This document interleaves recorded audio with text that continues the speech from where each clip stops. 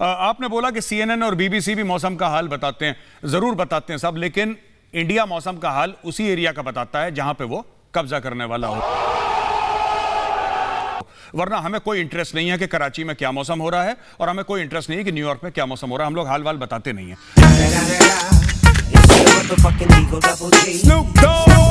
आप मेजर गौरव के पास बेशक जिस मर्जी का नंबर हो, जिस मर्जी का आपके साथ राब्ता हो, असल वहां के स्टेक होल्डर जो वहां पे बैठे हुए, वो लंदन अमेरिका और स्विट्जरलैंड में नहीं बैठे होते। चिल्ला लो बेटा, चिल्ला लो, चिल्ला लो बेटा, चिल्ला लो, और चिल्लाना है चिल्ला लो।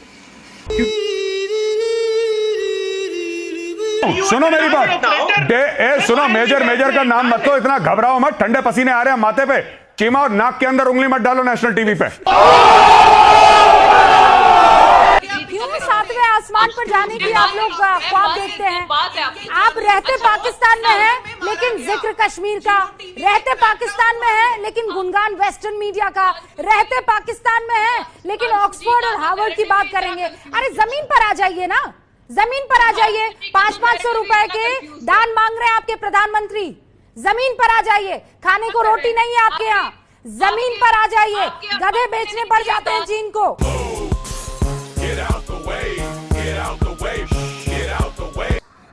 लेकिन उसके पहले ये बात बता दूं, आपने बोला कि लोग वीडियो भेज रहे हैं कश्मीर से कि उनको कैसे मार पड़ रही है। जो पाकिस्तान का झंडा उठाएगा, जो भारत के खिलाफ बोलेगा, जो पत्थरबाजी करेगा, उसको मार पड़ेगी।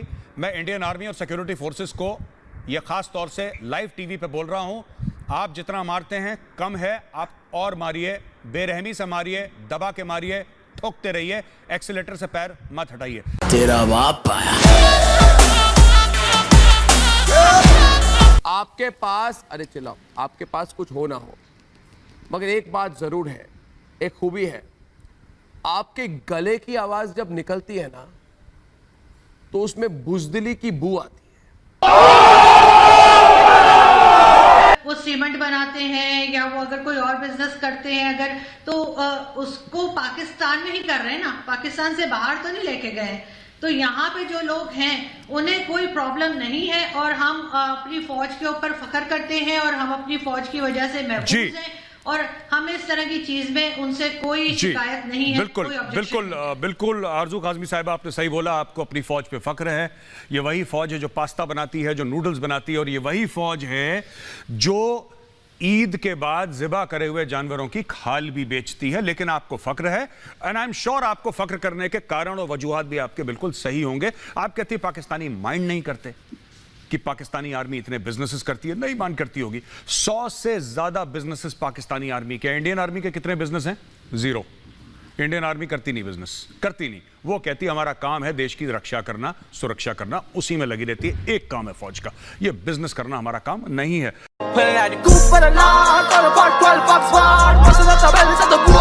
आरजू, मेरा सवाल आपसे ये है, मेरा सवाल सुन लीजिए, जब भी चीन कोई अच्छी चीज करता है, उसकी इकोनॉमी बढ़िया जाती है, ओलंपिक में मेडल होते हैं, उसके कुछ भी होता है पॉजिटिव चीन का, तो मैंने एक बात देखी कि पाकिस्तानी ऐसे जश्न मनाते हैं जैसे वो मेडल उन्होंने खुद जीत लिए होंगे। अरे सर, आप लोग नौकर मालिक का खुशी मनाता है, मुझे नौकर मालिक का रिश्ता है।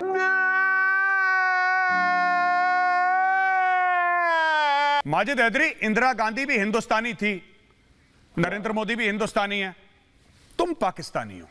ये जो गांधीयन वांधियन कहते हो ना, झूठ मत बोला करो टीवी पे कि मैं गांधीयन हूं। तुम्हारा गांधीयन से कोई लेना देना नहीं। तुम वही शख्स हो जिसने बुरहान वानी तक को टेररिस्ट नहीं बोला, क्योंकि तुम्हारी लॉयल्टीज क्रॉस बॉर्डर हैं। तुम्हारी जो वफादारी है भारत के साथ है ही नहीं। क्यों महात्मा गांधी को बदनाम कर रहे हो यार टीवी पे? क्यों गलत बात कर रहे हो? कम से कम तुमसे अच्छा, देखो तुमसे अच्छा वो टेररिस्ट था, ठीक है, वो भी गलीज इंसान था, वो मरा बहुत अच्छा हुआ, लेकिन तुमसे अच्छा तो वो टेररिस्ट था। कम से कम दोगली बातें तो नहीं करता था।